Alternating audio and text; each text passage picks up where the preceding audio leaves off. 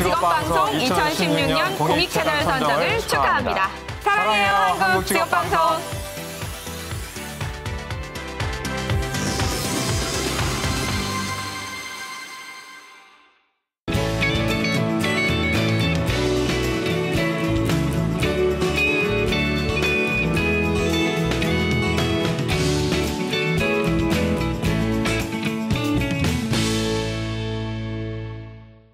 네, 오늘도 슈퍼맘 리턴즈 1부는 재취업 프로젝트로 힘차게 문을 열어보겠습니다. 오늘 함께해 주실 전문가는요, 취업 컨설턴트 이윤정 선생님입니다. 어서 오세요. 안녕하세요. 네, 취업 컨설턴트 이윤정입니다. 오늘도 우리 경력 단절 여성분들께 힘이 될 만한 좋은 정보 전해드리도록 하겠습니다. 네, 선생님 요즘 날씨가 좀 꾸물꾸물하다고 해야 되나요? 좀 네, 그렇죠. 비가 오는 것도 아니고 안 오는 것도 아니고 맞아요. 지금 계속 이런 날씨가 이어지면서 좀 축 처지는 분들 많이 계실 것 같아요. 그렇죠. 이런 분들께 힘이 되는, 정신이 번쩍 들 때 할 수 있는 그런 정보 많이 전해주시기 바랍니다, 선생님. 알겠습니다. 네, 오늘 같이 살펴볼 직업은 어떤 건가요?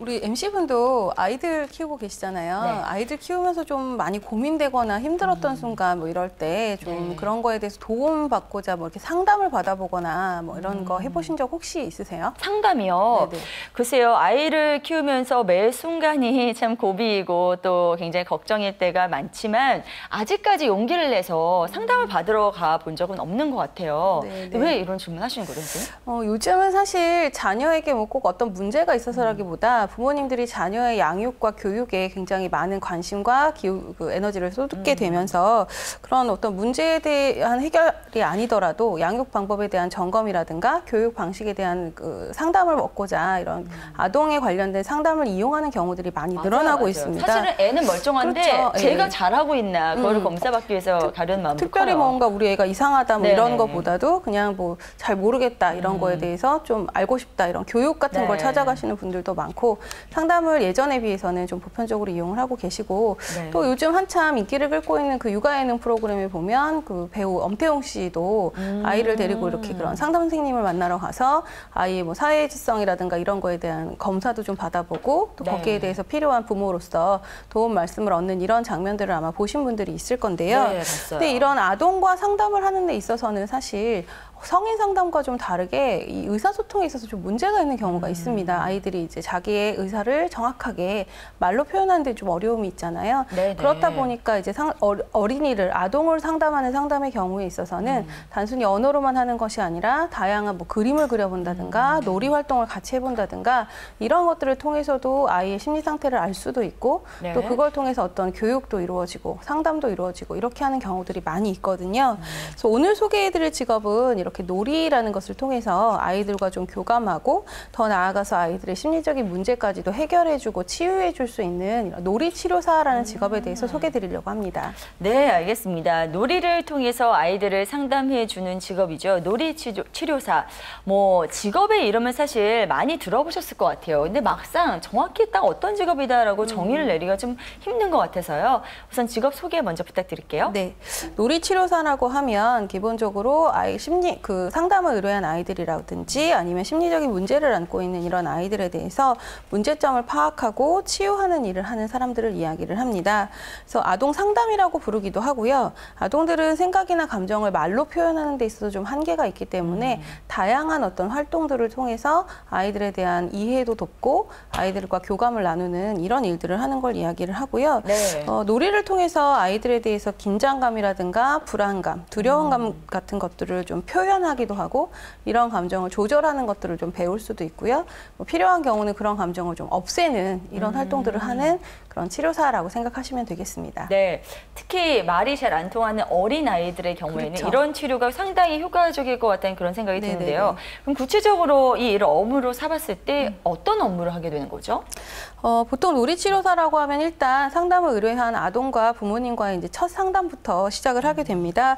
접수 면접이라고 하는데요. 뭐 아이들과 같이 하는 경우도 있고 경우에 따라서 이제 부모님만 따로 면담을 하게 되는 경우들도 있습니다. 네. 또 의료기관에서 시행이 되는 되는 경우에는 의사와 먼저 1차적인 상담을 한 후에 의사의 어떤 진단서라든가 뭐 상담 기록지 이런 것들을 통해서 아이에 대해서 1차적인 상태를 좀 진단하는 일들도 이루어지게 됩니다. 그래서 그 후에 이제 아동의 상태에 따라서 놀이 치료에 대한 진행 계획을 짜고 그 계획에 짜여진 계획에 의해서 아이에 대한 놀이 치료를 시행하게 된다. 이렇게 보시면 되겠습니다. 그렇군요. 이 놀이 치료를 하는 모습들은 종종 이제 텔레비전에서 노출이 되는 네네, 그런 맞아요. 모습이기 때문에 사실은 뭐 막연하게 잘 놀아주면서 아이를 좀 이끌어낸다 이런 분위기까지는 알 수 있겠습니다만 사실 그걸 해보라 그러면은 굉장히 막막할 것 같거든요. 그냥 네. 단순히 놀아주기만 해서는 될 것 같지는 않고요. 그렇죠. 네, 그래서 이 놀이 치료의 방법에는 어떤 것들이 있는지 그것도 좀 자세히 들어볼 수 있을까요? 조금 구체적인 방법들을 살펴보면요. 제일 네. 많이 사용하는 게 이제 아이들이 가족 관계에서 오는 어떤 스트레스나 이런 것들이 있는 경우가 많기 때문에 가족 그 역할, 인형들, 뭐 엄마 인형, 아빠 인형, 아기 인형 이런 것들 가지고 그런 거 봤어요. 인형놀이 네. 하면서 뭐 이렇게 해결하는 방법들도 있고 동물 장난감, 그다음 좀 요즘 많이 하는 게 모래놀이 있죠. 모래놀이를 갖고 하는 것도 있고 또 전쟁놀이 도구를 가지고 하는 활동들도 있고요. 여러 가지 게임도 있고 이렇게 다양한 놀이 도구들을 이용을 하게 됩니다. 그래서 네. 이런 것들이 기본적으로 갖춰져 있는 그런 놀이방에서 아이가 어떤 놀이를 먼저 선택하는지, 그러니까 놀이의 선택 자체를 놀이치료사가 정한다기보다 아이가 좀 주도적으로 놀이 활동을 하게 하고 놀이치료사는 이제 아이 놀이에 좀 동참하고 관찰하면서 아이의 내면을 좀 잘 표현해낼 수 있도록 이끌어주고 그 표현된 내면에 대해서 좀 이해해주고 문제가 있다면 이제 그 문제를 이렇게 깨달을 수 있는, 캐치할 수 있는 이런 능력들이 좀 필요할 것 같습니다. 그리고 그렇게 해서 이제 문제 해결 방법에 대해서 뭐 치료사가 답을 준다기보다는 아동 스스로가 좀 터득하고 여러 가지 상황에 대한 이해라든가 깨달음을 얻을 수 있도록 도와주는 역할을 한다고 보시면 되겠고요. 네. 특히 이제 초기에 애착관계 형성하는 거에 어려움이 있거나 또 가족이나 친구들과의 관계에서 좀 문제가 있는 이런 아이들 같은 경우에는 이 놀이 역할을 하면서 새로운 관계를 어떻게 맺어가는지 이런 방법들을 배울 수도 있고요. 네. 또 그런 사회관계뿐만 아니라 여러 가지 뭐 유지, 관계를 맺었다면 또 유지해 나가는 능력들도 필요하니까 이런 것들에 대한 어떤 필요성이 있다면 집단으로 참여를 하게 되는 경우들도 있다고 합니다. 놀이치료는 기본적으로 이제 아동의 연령이 어릴수록 그리고 이제 그 어려움이 겪고 있는 어려움의 정도가 좀 가벼울수록 또 부모가 적극적으로 협조할수록 좀 단기간에 종료가 된다고 하니까요. 참고하시면 좋겠습니다. 빨리빨리 가서 치료를 받아보는 게 좋겠네요. 그렇죠. 모든 네. 병을 왜 키우는 것보단 초기에 가서 해결을 하는 게 좋잖아요. 이 아이들의 경우에도 마찬가지가 아닐까 생각합니다. 네, 자 저희가 전에 비슷한 거였는데 뭐 음악 치료, 미술 치료 네, 이런 맞아요. 것도 다뤘던 적이 있거든요. 근데 그럴 때마다 항상 이제 선진국의 사례를 보면서 이제 우리가 좀 배워보는 그런 네네. 이야기도 좀 많이 나눴는데요.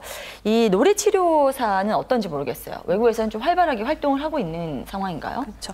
놀이치료 같은 경우에도 마찬가지로 이제 해외에서 먼저 시행이 되고 좀 우리나라에 늦게 시작된 그런 경우라고 볼 수 있는데요. 네. 일단 영국 같은 경우는 놀이치료사가 보통 병원이나 학교 또 개인 상담시설 이런 데서 활동을 하면서 또 학교에서는 특히 이제 감정적인 어떤 문제를 갖고 있는 학생들을 대상으로 놀이치료를 수행하는 활동이 비중을 좀 많이 차지하는 경우가 있고요. 네. 뭐 병원 같은 경우는 병원 놀이치료사라고 해서 이제 수술을 앞두고 있다든지 이런 큰 치료를 받아야 되는 아이들을 좀 심리적인 안정을 할 수 있도록 이렇게 도와주는 그런 역할을 한다고 합니다. 그래서 네. 병원 놀이치료사 같은 경우는 간호사나 간호조무사로서 경력을 10년 정도 갖고 있는 이렇게 쭉 풍부한 경험을 갖고 있는 이런 분들이 이 놀이치료사로 활동을 하고 계시다고 와, 하고요. 아무나 할 수 있는 게 아니네요. 네. 네.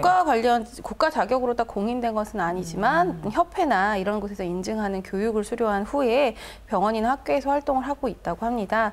미국 같은 경우에는 놀이치료사가 되기 위해서는 학사학위나 아니면 치료 레크레이션 관련된 석사학위를 가진 사람들이 활동을 할 수가 있겠고요. 또 몇몇 주에서는 면허 제도로 실시를 하고 있다고 합니다. 네, 그렇군요. 이렇게 외국의 경우에는 활동도 더 활발하게 하고 있고요. 그리고 그 기준, 뭐 조건도 굉장히 엄격하게 정해놓고 있는 것 같은데 우리나라의 경우는 어떤지 모르겠어요. 우리나라 같은 경우도 네. 이제 그 놀이치료사들은 대부분 병원이나 이런 의료기관 하고요. 그다음에 아동 상담기관, 그다음에 아동 발달 연구소, 그리고 뭐 대학 부설의 놀이치료실, 복지관, 학교 이런 곳에서 주로 활동을 하고 계십니다. 네. 활동 영역에서는 뭐 외국의 사례와 비슷하다고 할 수 있겠고요. 뭐 직접 센터를 해서 치료사를 고용하고 운영하는 경우들도 있고 또 학교 폭력 요즘 문제가 많이 되고 있는데 네네. 이것과 관련해서 뭐 사후 관리라든지 학생들의 정서적인 안정 이런 것들을 위해서 운영하고 있는 위센터라는 곳이 있는데 거기에서도 활동을 하고 계신 분들이 계십니다. 또 한 가지 특이한 거 우리 지금 계속 아동에 대해서 이야기를 하고 있잖아요. 네네. 근데 고령화 시대를 맞이하면서 네. 이 노인분들을 대상으로 하는 노인 놀이 치료사라는 직업도 예, 각광을 받고 있다고 합니다. 네네. 이제 이화여자대학교 그 전문 대학원에서 유일하게 이 노인 놀이 치료사 양성 과정이라는 걸 운영하고 계시다고 하는데요. 저도 예전에 복지관에서 이렇게 근무할 때 보면 그 치매, 초기 치매 어르신들, 그러니까 치매가 더 이상 그러니까 진전을 좀 늦추는 치료라기보다 뭐 이런 것들 통해서 뭐 손으로 뭐 젓가락으로 콩을 예를 들면 콩을 옮긴다든지 뭐 종이접기를 하신다든지 이런 활동들을 하시는 걸 봤는데요. 아마 그걸 좀 참고해서 생각하시면 이미지가 좀 연상되시지 않을까 싶어요. 정말 도움 많이 될 것 같아요. 네네, 그리고 그렇죠. 저희 할머니 할아버지만 하셔도 이제 동네 그 사랑방 같은 데 가셔갖고 네, 맞아요. 그 게임을 엄청 즐겨 하시거든요. 근데 다 이렇게 재밌게 하시는 이유가 뭐냐면 치매 예방하신다고 네, 다들 그렇게 하면서 맞아요. 열심히 즐겁게 하시더라고요. 특히 우리의 전통 그 게임 있죠. 네, 동양화가 그거. 그려져 있는. 네, 맞습니다. 굉장히 이제 열심히 하시는데 우선 네. 뭐 돈 내기 이런 건 절대 안 하시고요. 그래서 네, 맞아요. 게임이 굉장히 도움이 많이 될 것 같아요. 네, 그래서 네. 그 예전에는 지금 말씀하신 그 우리 전통 그 네. 게임만 하셨다고 한다면 그걸 좀 더 이제 체계화시키고 좀 더 이제 이론적으로도 뒷받침이 돼서 좀 더 효과적으로 어르신들의 치매 예방 아니면 이 더 속도가 더디게 진행되도록 해주는 지연시켜주는 이런 다양한 놀이 치료 그다음에 어르신들의 경우에도 뭐 사회적인 관계망이라든가 이런 게 약해지는 네. 경우가 있기 때문에 단순히 뭐 치매에 관련된 것뿐만 아니라 다양한 데서 기여할 수 있는 이런 노인 놀이 치료사도 생겨나고 있는 직업이니까 한번 같이 관심 가져보시면 좋을 것 같습니다. 그래요. 놀이치료사가 되면 이렇게 일할 수 있는 필드가 넓은 것 같습니다. 일단 아동들 대상으로 할 수 있고요. 그리고 좀 어르신들 대상으로 할 수 있어서 이 필드가 굉장히 넓고 그러기에 우리 경력단절 여성들, 주부님들께서 더 잘할 수 있는 직업이라는 생각이 드는데요. 하지만 그 가운데서도 또 특별히 이런 소양을 갖추신 분들이 더 이 일을 잘 하실 것 같아서요. 네네. 적합한 소양이나 뭐 자질 같은 게 있다면 그것도 좀 짚어주시죠. 아무래도 일단 기본적으로 좀 인내심을 요하는 직업이 아닐까 생각이 됩니다. 그리고 인간에 대한 어떤 깊이 있는 이해가 필요한 직업이라고 생각이 되고요. 이제 아이들 같은 경우는 의사소통이 좀 원활하지 않은 경우도 있고 또 내가 생각한 대로 아이가 반응을 보이지 않는 경우들도 있을 거고 심리적으로 문제가 있는 아이라고 하면 그 정도가 더 심할 수 있을 텐데 거기에 대해서 좀 기다려주고 예, 반응을 잘 관찰하면서 거기에 대한 이해를 할 수 있는 이런 것들이 필요할 것 같고요. 네. 또 이제 상담이라든가 심리학 이런 부분에 대해서 어느 정도 기초 소양이 있는 분이라면 좀 더 빠르게 이 직업에 적응하시고 좋은 성과를 낼 수 있지 않을까 싶습니다. 그래서 좀 이렇게 아무래도 치료사로 근무를 하시는 거니까 좀 단정한 태도라든지 대인관계에 있어서 좀 원만한 성격, 그다음에 포용력 이런 것들이 뒷받침이 되시면 좋겠고 아이들의 반응이라든지 뭐 노인분들을 아까 말씀드린 대상으로 하는 네네. 경우에도 작은 변화나 이런 것들을 놓치게 되면 예, 안 될 수 있으니까 세심한 성격이라든가 관찰력 이런 것들이 있다면 더 도움이 될 것 같아요. 네. 그러니까 성격적으로 뭐 갖춰야 될 그런 소양에 대해서 이렇게 짚어주셨다면 그렇다면 이제 겉으로 보여지는 자격 조건은 어떤 게 필요한지 모르겠어요. 대부분은 이제 아까 말씀드린 대로 인간에 대한 이해나 상담, 심리에 대한 기초 지식이 좀 필요한 직업이라서요. 대부분 심리학이라든가 아동학, 사회복지학 이런 것들을 전공하신 분들 중에 활동을 하시는 분들이 많고요. 네. 또 이제 경우에 따라서는 석사 이상의 학위를 요구하는 경우들도 많이 있습니다. 그래요. 또 대부분 지금 현재 활동하고 계신 놀이치료사의 경우에는 관련 협회에서 이 자격증을 따로 별도로 취득을 하시거나 아니면 교육과정을 이수한 후에 이제 놀이치료사로 활동을 하신 경우가 대부분입니다. 근데 단순하게 저도 이제 상담 심리 이런 쪽에 뭐 관련 분야에서 일을 하다 보니까 단순하게 자격증을 딴다 못 딴다 이게 중요한 게 아니라 자격증을 취득한 후에도 계속 놀이치료사로서 일하면서 네. 사례에 대해서 이런 선임 지도자들한테 지도 감독을 받는다거나 네. 뭐 교육을 받는 보수 교육을 받는다거나 이런 활동들을 좀 꾸준히 하시는 게 가장 중요한 역할이 아닐까 생각이 됩니다. 네, 그럴 것 같아요. 자, 그리고 뭐 아무래도 입직 후에도 계속해서 사람의 마음을 들여다보는 직업이기 때문에 꾸준하게 노력을 해서 자기 어떤 그런 능력들을 더 키워나가야 되는 직업인 건 확실한 것 같은데요. 그렇다면 어떤 기관에 어떤 뭐 도움 같은 걸 좀 받을 수 있는지 또 어떤 절차를 밟아야 되는지 그것도 좀 간단하게 소개 좀 해주시죠. 네, 관련되어 있는 협회 쪽 소개를 드릴게요. 한국놀이치료학회라는 곳이 있고요. 그다음에 아까 말씀드린 노인 놀이치료사 같은 경우에는 이화여자대학교 사회복지전문대학원에서 노인 놀이치료사 양성 과정을 운영을 하고 있다니까 참고해 보시고, 또 한국놀이치료협회라는 협회도 있습니다. 네네. 요 사이트들을 좀 방문을 해보시면 관련된 정보를 많이 얻으실 수 있을 것 같습니다. 네. 자, 바로 공식 질문으로 넘어가 보겠습니다. 놀이치료사는 이제 어느 정도 우리 사회에 안정화된 그런 직업인 것 같아서요. 네. 수입 좀 여쭤봐도 될 것 같아요. 어느 정도로 지금 책정이 돼 있나요? 놀이치료사는 대부분 의료기관이나 상담센터, 복지관 등에서 일을 하고 있는 것이 대부분입니다. 그래서 놀이치료사의 놀이치료 그 보수는 놀이치료 건수라고 표현을 해야 될까요? 네. 건수마다 한 40% 내지 50% 정도의 그 임금을 받게 된다고 하는데요.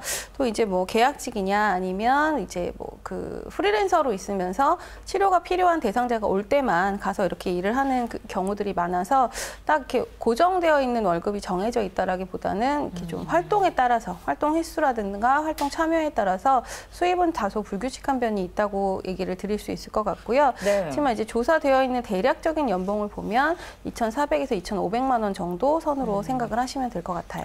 네, 알겠습니다. 자, 수입까지 이렇게 확인해 봤고요. 마지막 질문 이제 드려야 되는데 전망이거든요, 선생님. 근데 네. 전망이 너무 좋다고 하면 그만큼 치료를 받아야 될 사람들이 그렇죠. 많다는 얘기 테고 참 딜레마긴 한데요. 이 직업의 전망 어떻게 보시나요? 근데 말씀하신 대로 사실 제 전망이 밝다고 말씀을 드리긴 네. 할 건데 진행자분께서 얘기한 대로 조금 마음 아픈 부분이 그쵸. 있지만 한편으로 생각하면 이제 사회 구조라든가 가족 구조가 많이 변화가 되고 있잖아요. 예전에는 형제들 다 이렇게 뭐 넥스 4명, 5명, 뭐 사촌까지 하면 굉장히 많은 북적북적하게. 숫자의 북적북적한 네네. 가족 관계 내에서 자연스럽게 배워지고 자연스럽게 해결됐던 여러 가지 문제들이 지금은 가족 단위가 굉장히 작아지고 거의 혼자 있거나 둘이 있거나 이러면서 그런 문제들이 좀 자연스럽게 치유되지 못하는 그런 네. 부분들도 분명히 생겨나고 있고, 또 부모님들도 지금 사회 활동들을 워낙 많이 하시니까 아이한테만 이렇게 전념하지 못하는 경우들도 분명히 있으실 거고요. 네. 그리고 또 아까도 말씀드렸지만 꼭 어떤 문제가 있어서라기보다 좀 더 원활한 활동이라든가 아이와의 소통 이런 것들을 위해서도 이 놀이치료사가 기여를 할 수 있는 부분이기 때문에 네. 충분히 너무 부정적인 의미에서라기보다 긍정적인 측면에서도 이 네. 놀이치료사가 활동할 수 있는 영역은 확대가 될 거라고 생각이 되고요.